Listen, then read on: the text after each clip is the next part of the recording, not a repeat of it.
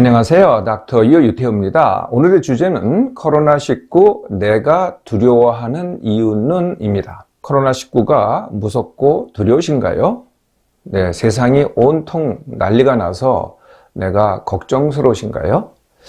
내가 이렇게 코로나19를 두려워하는 이유, 많은 이유가 있겠습니다만은 크게 네 가지를 한번 생각해 볼 수 있을 것 같아요. 가장 큰 이유는 뭘까요? 내가 걸릴까 봐입니다. 네, 내가 코로나19에 걸릴까 봐. 두 번째 이유는 내가 걸리면은 중병이 되거나 아니면은 내가 죽거나 이게 또 걱정이 되시겠죠. 세 번째 이유는 내가 걸리면 치료약도 없고 치료도 제대로 못 받게 되기 때문에가 아닐까 싶습니다. 네 번째 이유는 내 사업이 망할까 봐. 네, 이런 이유 등이 나를 두려움에 떨게 하지 않을까 생각을 해봅니다. 하나하나 자세히 살펴보겠습니다. 내가 걸릴까 봐. 네, 어제가 이제 3월 1일입니다. 3월 1일부로 한국에서는 3,736명의 확진자가 생겼습니다. 네, 숫자만 보면은 참 큰 수죠. 예, 그런데요, 이 3,736명은 검사를 받은 사람들 중에서 확진자거든요. 네, 혹시 몇 명이 검사 받았는지 혹시 아시나요? 네, 어제부로 6만 6천 명이 검사를 받았습니다. 그 중에서 3,736명, 즉 3.8%만이 확진이 된 거죠. 100명당 4명에 불과합니다. 그리고요, 이 6만 6천 명이라는 분들은요, 대부분 이미 접촉이 의심되거나 아니면은 호흡기 증상이 있는 분들입니다. 내가 접촉에 의심이 없고 호흡기 증상이 없다. 즉 5천만 명 중에 한 사람인 나는 도대체가 이 코로나19에 걸릴 가능성이 얼마나 될까요? 앞으로 추가로 10,000명이 더 발생한다고 해볼까요? 지금 3,736명인데 10,000명이 더 발생한다 라고 해도 그 가능성은 0.02%에 불과합니다. 네, 이 가능성은요, 우리가 이제 교통사고를 겪잖아요. 예, 그래서 사고를 당해서 부상을 입거나 아니면 사망을 하게 됩니다. 이 가능성보다도 훨씬 떨어집니다. 네, 굉장히 가능성이 적은 일이라는 거죠. 내가 코로나19에 걸릴 가능성은. 두 번째 이유를 한번 보겠습니다. 내가 걸리면은 중병이 되거나 사망을 한다. 매일 이제 코로나19 방송을 보시면은 첫 번째 숫자가 뭘까요? 네, 확진자 숫자입니다. 3,736명. 그런데 그걸로 끝나지 않고요. 그 다음에 반드시 나오는 숫자가 있습니다. 네, 그게 바로 사망자 숫자입니다. 네, 그걸 3월 1일 어제 날짜로 보면은 18명입니다. 그런데요, 네, 바로 이어서 나오니까 어뜻 들어보면은 이게 내가 코로나19에 걸리면은 이거 정말 죽는구나. 라는 느낌이 확 듭니다. 그런 불안이 확 들죠. 네, 이거는 이제 제가 그동안에 언론에 많은 인터뷰를 이제 해봤습니다. 대체로 비슷한데요. 네, 제가 한 예를 들어보겠습니다. 그것은 이제 식중독에 관한 인터뷰였는데요. 네, 그래서 이제 취재하는 분들이 왔습니다. PD도 오고, 카메라도 오고, 또 리포터도 왔더라고요. 네, 그래서 이제 식중독에 대해서 취재를 하자니까 제가 응했습니다. 그런데 이 담당 PD가 하는 말이 이 식중독에 대해서 대부분은 다 리포터가 할 테니 닥터에는 딱 한마디만 해달라는 거예요. 네, 그래서 그 한마디가 도대체 뭐냐 그랬더니 식중독으로 죽을 수 있다. 요 한마디만 해달라는 겁니다. 네, 물론 이제 많은 정보가 리포터로 통해서 주어지겠지만은 보는 시청자들은 어떻게 느끼시겠어요? 네, 제 그 한마디. 식중독으로 죽을 수 있다. 이 한마디만 느껴지지 않겠습니까? 네, 이게 이제 언론에서 흔히 일어나는 현상입니다. 자, 3,730명 중에서 18명이 사망을 했습니다. 네, 그 확률은요, 0.5%입니다. 발원지인 중국에서는 3.1%가 사망을 합니다. 그런데 그 사망자들도요, 일반인들이 아닙니다. 이미 여러분들 다 아실지 모르지만은 심각한 기저질환이 있습니다. 두 번째는 정신병동에 장기 입원한 고령자들입니다. 그러면은 이 건강하고 그리고 만성질환이 있다고 하더라도 활동을 하는 보통 사람들은 어떨까요? 네, 보통 사람들의 코로나19에 걸렸다고 하더라도 사망 가능성은요, 극히 적습니다. 네, 그러면은 또 이런 걱정을 하시는 분들이 많습니다. 폐렴이 걸리면은 이게 중증이 아니냐, 이렇게 또 걱정을 하시죠. 뭐 폐렴이 주된 중증의 증세이긴 합니다. 예, 그런데 몇 명이나 정말 위중한 상태일까요? 3,736명 중에서 단지 27명입니다.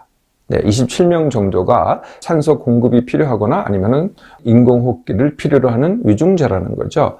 그러면 많은 사람들이 이제 입원해 있는데요. 그 입원해 있는 사람들은 어떤 이유로 입원해 있느냐? 네, 대부분의 사람들은요, 혹시라도 뭐 중증이 될까봐 경과 관찰을 하기 위해서 아니면은 격리가 필요해서 네, 이렇게 입원을 해 있는 사람들이죠. 네, 그분들이 확진자의 20%에 가깝기는 합니다.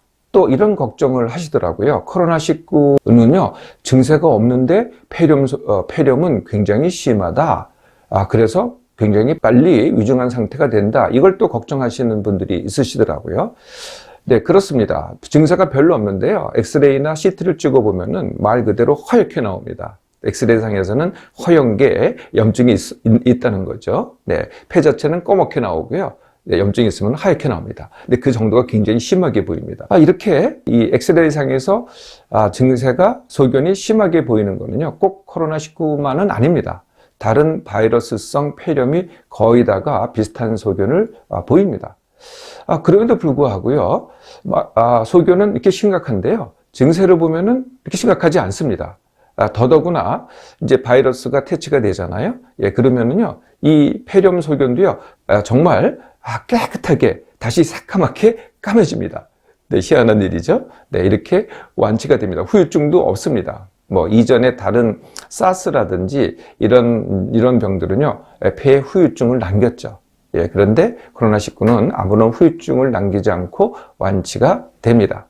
세 번째가요, 내가 걸리면은 치료약이 없지 않느냐, 그리고 제대로 치료를 못 받게 되지 않느냐, 이게 또 걱정의 원인이더라고요. 치료약이 없다, 그건 맞습니다. 네, 사실 이 약 저 약 사실 실험을 해보고 있습니다. 대부분은 이제 항바이러스제인데요, 이전에 다른 바이러스에 효과가 있다고 하는 바이러스제를 투여를 했는데도 불구하고요, 그다지 효과가 없습니다.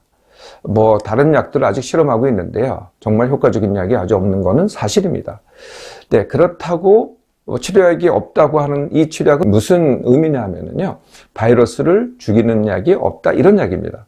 네, 그렇다고 해서 이게 완치가 되지 않느냐, 이건 좀 딴 얘기라는 거죠. 코로나19 바이러스는요, 증세만 잘 치료를 하면요, 코로나19를 죽이지 않다고 하더라도 이 코로나19 바이러스가 일으키는 증세만 잘 치료를 하면은 완치가 됩니다. 후유증 없이. 아까도 말씀드렸지만은요. 그럼 그 치료하는 건 뭐냐? 주된 게 이제 폐렴 또는 폐렴에 따른 호흡 부전이거든요. 몸에 산소 공급이 잘 안 됩니다. 네, 이것만 잘 해결하면 된다는 거죠. 그 방법이 뭐 산소 공급이라든지 인공호흡기를 한다든지 이렇게 해서 넘어만 가면은요, 네, 깨끗하게 완치가 됩니다. 네, 그래서요, 이미 어제부로 30명이 완치가 돼서 병원에서 퇴원을 했습니다. 후유증 하나도 없이요. 그리고 왜 30명밖에 안 되느냐? 사실은 이제 충분한 기간을 갖다가 병원에서 격리 관찰을 해야 되거든요. 그래서 입원해 있는 시간이 길었어요.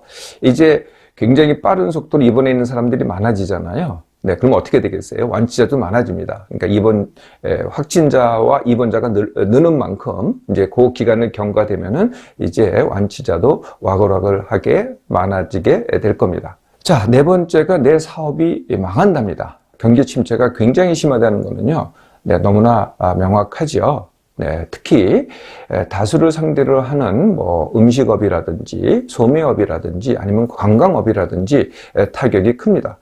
두 번째는 확진자가 발생한 공장이라든지 회사는 어떻게 되겠어요? 폐쇄를 함으로써 또 타격이 크겠죠. 세 번째는 아직은 일어나지 않았습니다만은 이러한 경기 침체로 회사가 파산을 합니다. 예, 그러면은 거기서 일하는 분들은 어떻게 되겠어요?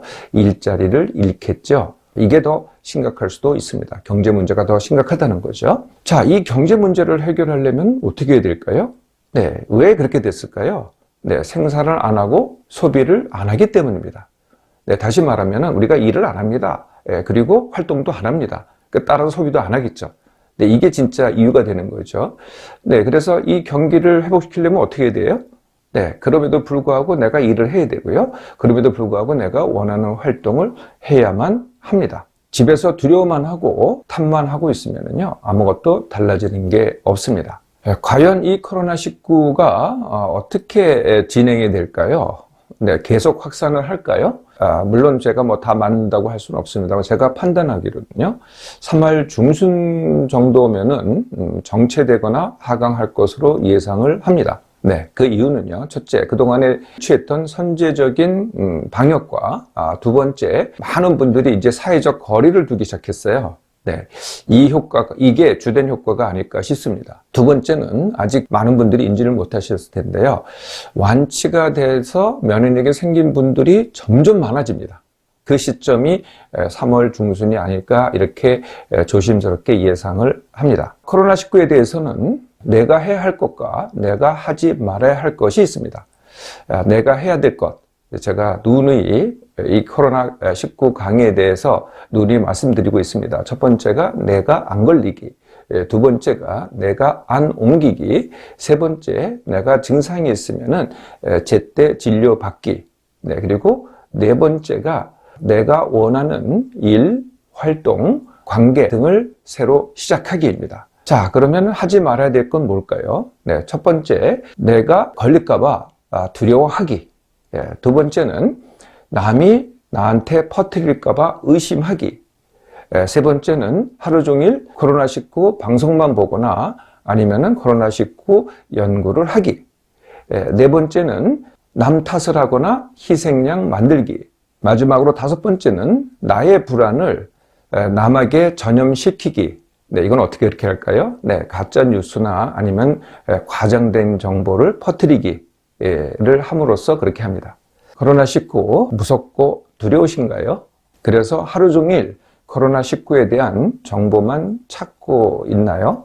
네, 지금부터는요, 내가 원하는 일, 내가 원하는 활동, 그리고 내가 원하는 관계를 그럼에도 불구하고 새로 시작해 보세요.